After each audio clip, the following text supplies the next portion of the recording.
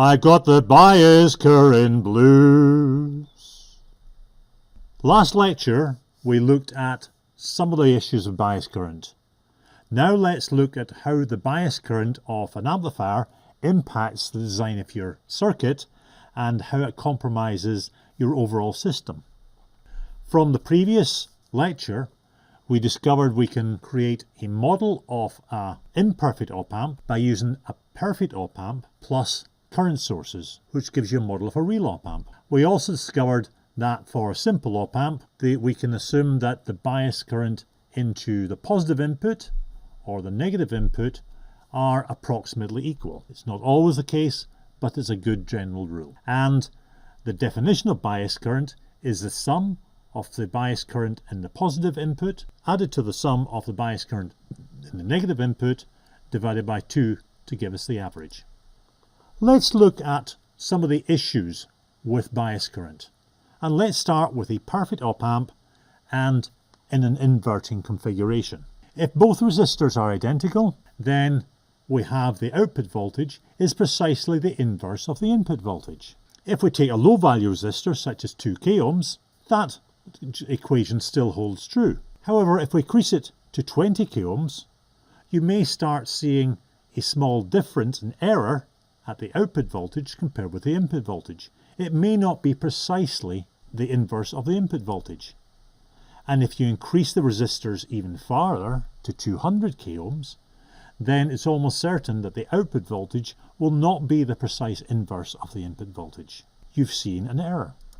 In a perfect op-amp, the equation V out equals minus V in is independent of the value of R.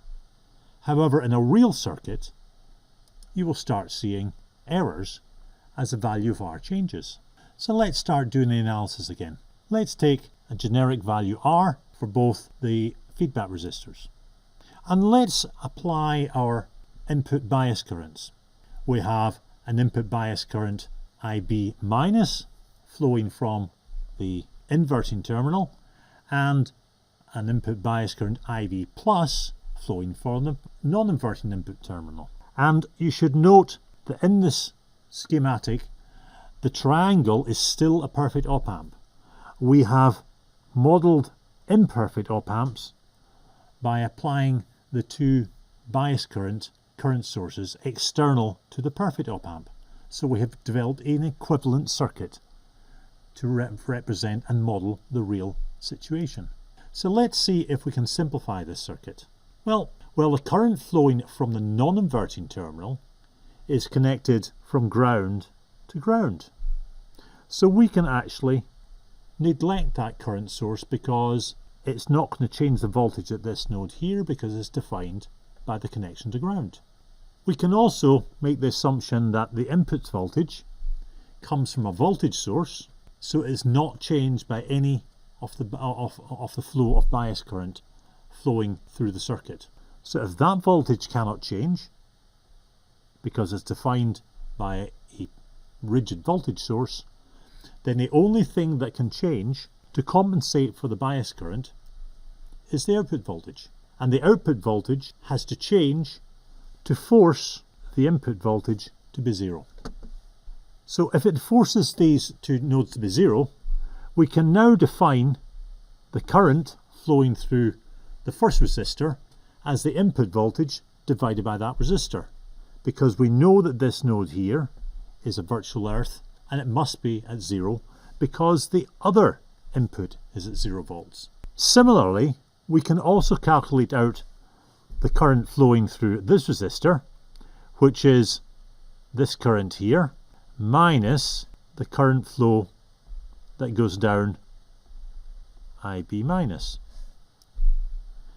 So we now have the current flow going through the second resistor, and hence we can calculate that the output voltage is equal to minus Vn plus R times the bias current, because we know the current flowing through here, and hence this end is 0, so we can calculate out the output voltage quite simply.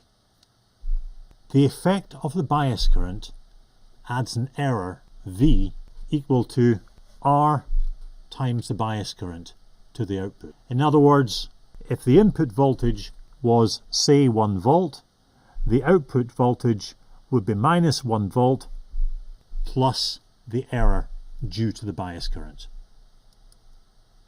If we now address the same analysis to an inverting amplifier, but this time place gain into the equation, we have the same situation, that we are forcing the negative input to be at 0 volts because the positive input is also connected to 0, and we can do the analysis, and it works out that the output voltage is the classic transfer function plus the bias current times R2. We have an error, and this is an equivalent input error of Vin minus IBR1.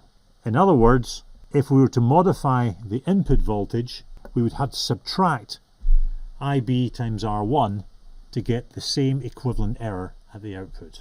This gives rise to an important concept. We can have and we can state errors referred to the output of an amplifier, or we can state them referred to the input of the amplifier. And it depends which way we want to state them in order to make our analysis of the circuit more straightforward. If we talk about the error at the output of the amplifier, it is IB times R2. This part of the equation here is the theoretical result, and this part here is the error result.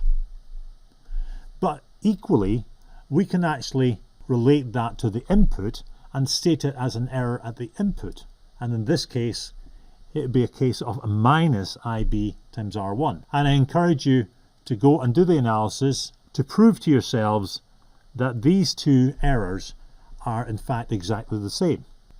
This allows us to start building Thevenin and Norton equivalent circuits. So if we want to look at the output referred error, this one here, it's the same as having a perfect op-amp in series with an error that is equal to the bias current times R2. It's important to notice a sign here so that for 0 input voltage we would actually get a slightly positive output current. But that is the same as doing the calculation here and having an input referred error. So the same error can be stated as an error of the output voltage, or it could be stated as an error of the input voltage, and it depends how you want to relate it. As an output voltage, you may want to know what is the error appearing there, but you may also say, I know my input is varying, so without any input, what would the error be at the output? So what would the equivalent error be to apply to the input that would give the same error at the output? So there's two different ways of looking at it: output referred or input referred. However, there's a cool fix to remove the effect of bias currents from your circuits. And if we have a circuit in this format here, where we have R and R, if we put a resistor R upon 2 in series with the positive input, any bias current coming down there is going to make a voltage there of IB times R2, R upon 2, and that compensates for the error at the output.